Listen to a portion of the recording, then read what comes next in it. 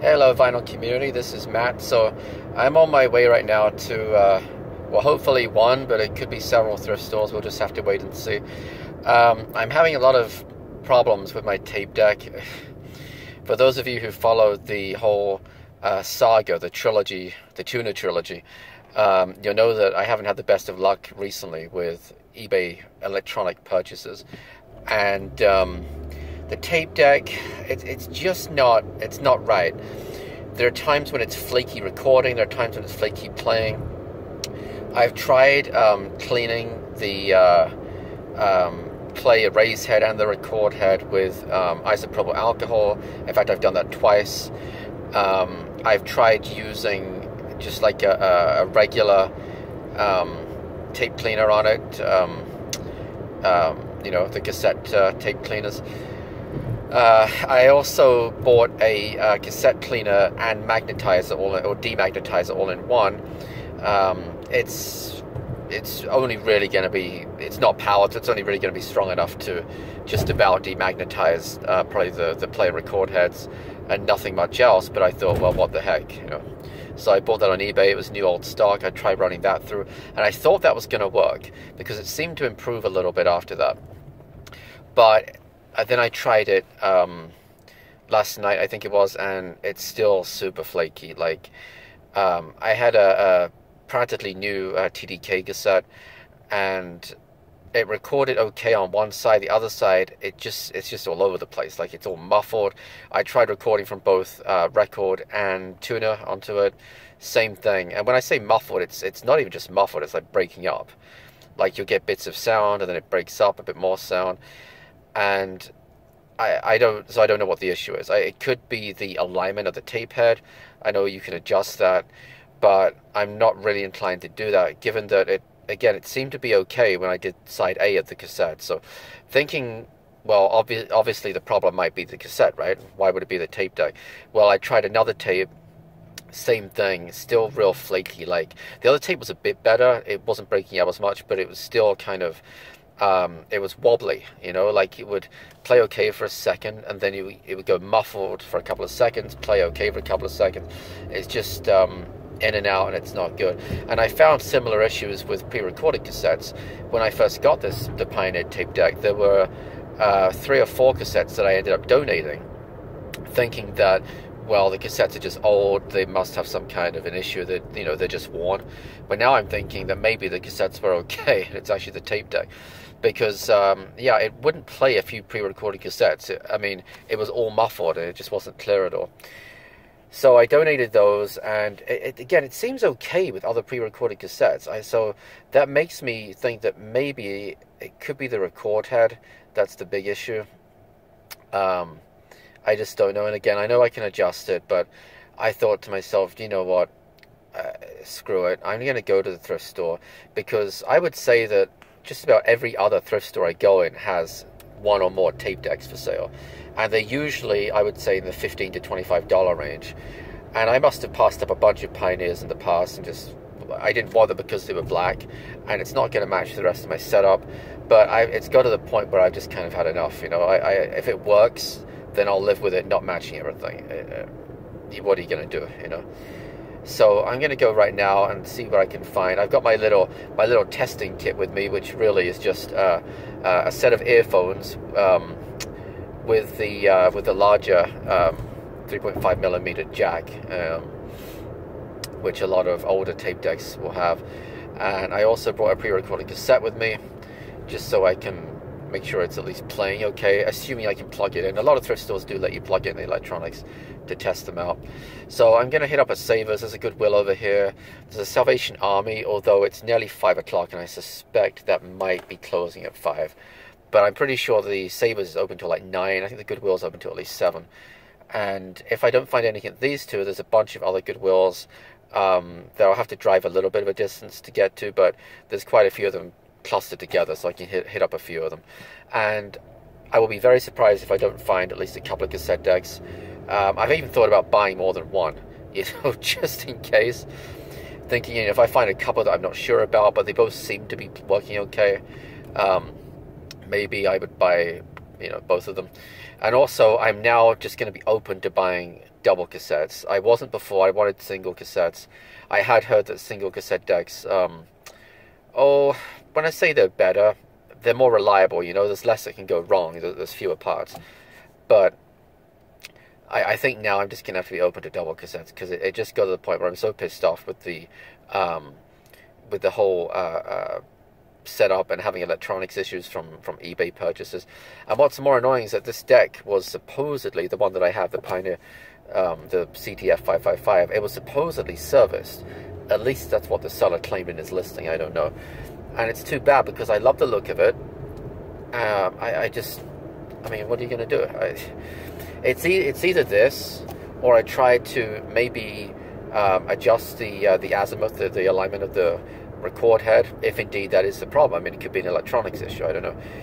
Or I take it to somebody to look at, which is probably going to cost $100 or more, or which is more than I paid for the thing. Or I do what I'm doing now, and that's at least hit up some thrift stores, see what I can find, and you know, it doesn't have to be Pioneer. I would like it to at least be Pioneer or Technics, because I have the graphic equalizer that I have is Technics, so I'd like it to at least match something. So Pioneer or Technics would be my preference, and those probably are two of the brands that you'll find the most when it comes to cassette decks in thrift stores. I find those a lot, so I'm somewhat optimistic. I intended to start out earlier today, but I got busy doing stuff with my wife. We went and had lunch and so on.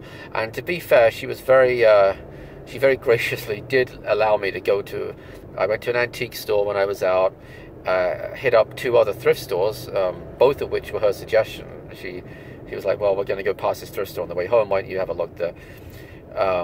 Because she would rather me do this than spend another $100 or $150 online on a tape deck, which I totally get. You know, she's been very patient, and I spent a lot of money, both with the original setup, the Kenwood setup, and then with the Pioneer setup. You know, cheaper than what I would have spent, of course, if you're buying new stuff, way cheaper, but still hundreds and hundreds each time, and it all adds up. So I didn't find anything in the antique stores or anything. It didn't surprise me. I was a little surprised that one of the thrift stores we went in this afternoon was a Goodwill. A little bit surprised that there wasn't one tape deck in there, because again, it's pretty common to find them. I find them a lot in Goodwill and Savers and so on. They had a lot of CD players, which was a little bit surprising. Usually it's the other way around. You might find 1 or 2 CD players and like 5 tape decks, but this time they had like 5 CD players and no tape decks. I did buy a CD, a cassette, and a record this afternoon when we were out and about. I might show those later. If I get a tape deck, then I'll do a follow-up video, and I'll splice these videos together. But I got a Don Henley cassette. That was at one of the thrift stores I went in. I got a Stompin' Tom CD, which I'm not into, but it's kind of a family joke. My wife's side of the family, my brother-in-law, was super into Stompin' Tom when he was a kid, and I think he still kind of likes him. So I saw this CD, I was like, I'm gonna have to grab that, just so he and his family are supposed to be coming down to California in a couple of months, when my wife and I have our new baby, which is she's actually due this month. And so I thought that'd be kind of fun for him. I'll show him the Stompin' Tom CD. And I got a record as well. I got Big Audio Dynamite. I think it's self-titled. I don't remember. But it has E=MC² on it, which is a really excellent track that I used to like a lot back in the day, back in like the early 2000s or the late 90s. And saw it at the antique shop we went in, and it was supposed to be $5, but it was 50% off, so $2.50 for that. I thought it was pretty good. It looks in reasonable condition, so we'll give that a clean and give that a listen to. So okay, I'm going to sign off now real quick. We're getting close to the first store that I will be stopping at, which is a Savers, and we'll see what they have. All right, back soon. Okay, so they had one tape deck, and it was actually a Pioneer in the Savers, but it was a really, really cheapy Pioneer. It wasn't even the touch controls, it was all mechanical. I did try them out, but they were really stiff, and I was like, it's not happening. It was only $15, but I need something a little bit better than that. I did pick up 4 cassette tapes, though. I got The Other Side of the Mirror, Stevie Nicks, and I got this just purely because it has Rooms on Fire in it, which is one of my favorite Stevie Nicks songs. Billy Joel, 52nd Street. I have this on vinyl, but what the heck? I think it's like $1 a cassette there. It's not too bad. I also got Billy Joel, The Stranger. I have this on both CD and vinyl, actually, but, you know, hey, now this is the trilogy. Now I have it on cassette, too. And finally, Billy Joel Greatest Hits, Volume 1 and 2. This is kind of interesting because they managed to cram both Volumes 1 and 2 onto one cassette. And if I look at it, I mean, that's a really long cassette. I don't know if you guys can see that too clearly, but yeah, it almost looks like it's going to be the equivalent of a 120 or something, or a 110 maybe either side. So I got those. Pleased to pick those up. Now I'm going to head over to the Goodwill that's just a couple of miles away from here, and we'll see if I have any better luck with the... Okay, so that was a bit of a bust. No cassette decks. A couple of surprises. I didn't get anything, but they had 2 Iowa turntables. And they were only like, I say only, like $20 each. That's pretty good for Goodwill these days. I mean, word's gotten out in the Goodwill management community that vinyl's on the up. And so they've been really jacking up the prices on the vinyl. So I honestly thought those turntables were going to be like $50 each or something. So I expect somebody to pick them up. And they had a really interesting Sansui graphic equalizer with, it looked like 2 spectrum analyzers, one on the left, one on the right. And if I didn't already have that nice Technics SH8055, I think it is, if I didn't already have that, I might have been interested. Don't know if it worked or not. It was on the card that they wheel out, so they were just putting it out. They didn't have much by the way of electronics, a couple of DVD players, but I don't even think they had any dedicated CD players, which is kind of unusual, but it is a Sunday. Saturday afternoon would be a better time for thrift store shopping. By now, I expect, you know, people have been in and cleared out some of the better stuff. So I'm going to see where else I'm going to go next. I know that there are some clusters of Goodwills around. I'm just going to have to drive for a little bit to get to them, which kind of sucks. But, yeah, so I'm going to start driving now, and we'll see another strikeout. You know, this is how it's going to be, isn't it? You're not looking for a cassette deck, and you find them in every single Goodwill you go into. And I'm not kidding, like, I always see them. Always, like, you know, at least half the stores. And now that I'm actually on the hunt for one, oh, what do you know? None of the stores have any. So, I don't know. So I'm gonna have a look on Google Maps real quick, see what other stores we have around here. I know that there is a Goodwill bookstore. Most of those don't tend to carry hi-fi equipment, though, occasionally, but I doubt that it's open too. They usually close earlier than the regular stores. So I guess I'm going to have a look for any other normal Goodwill stores around here. I'm probably going to have to go to another city to find one, but yeah. Alright, I'll be back. Alright, surprise, surprise, another total strikeout. No cassette decks whatsoever. It's just the way it's going to be, right? It's like I said, you're not looking for them, and you find them in every thrift store you go into. You finally decide, okay, let's pick one up, and you don't find any. The only one I found was that one Pioneer at the first thrift store at Savers. Nothing in the Goodwills that I've been in. This is what, like the third or fourth or something. Plus the other one I went in earlier this afternoon. They did have a lot of records, at least, and I did pick up a couple. Nothing too spectacular, but Carpenter's singles, 69 to 73. I already have this. This is definitely an upgrade copy. It's nice and shiny. Record's in very nice condition. And this is a Goodwill that hasn't jacked up their prices yet on vinyl. $1.99, so that's fine. And then actually, this is kind of an interesting find. This is E17 Deep. Promo copy. I don't even know if it was ever officially released in the US. Those of you in the UK probably will know who E17 were. For those of you elsewhere, so E17 were a boy band, essentially. They competed for a while with the likes of Take That and Boyzone. and they were pretty good. I kind of liked them, but they were very, I thought, controversial in their lyrics, and the song "Deep" is no exception. I mean, there's some, you know, I mean, if you look at the names of the mixes right here, it'll give you kind of an idea.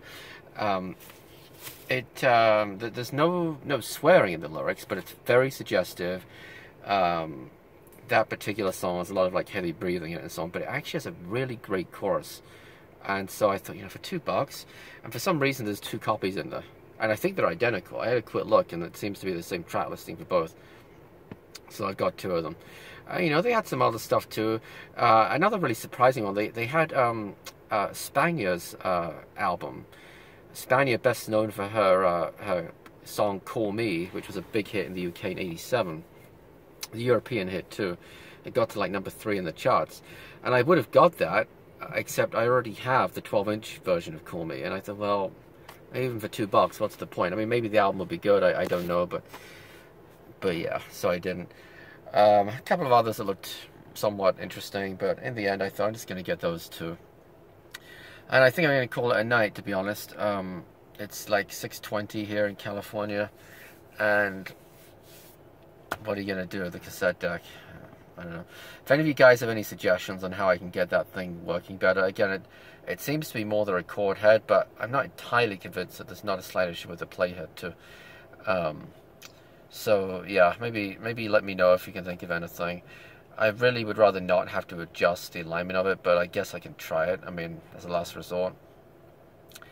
Again, I've tried the 2 different head cleaners, one of which has a demagnetizer, non-powered, but still has a demagnetizer in it. I've tried isopropyl alcohol twice. I've tried that 91% isopropyl alcohol, and it seemed to make a little bit of a difference for a while. By a while, I mean like a day, and it's gone back to its old tricks. So yeah, kind of a real bummer. I mean, maybe I can think of a couple of things I can try. I can try using the headphone jack on the tape deck, just in case it's some sort of issue with the RCA output, that it's actually playing the tapes fine, I'm just not hearing it. That's worth a quick try.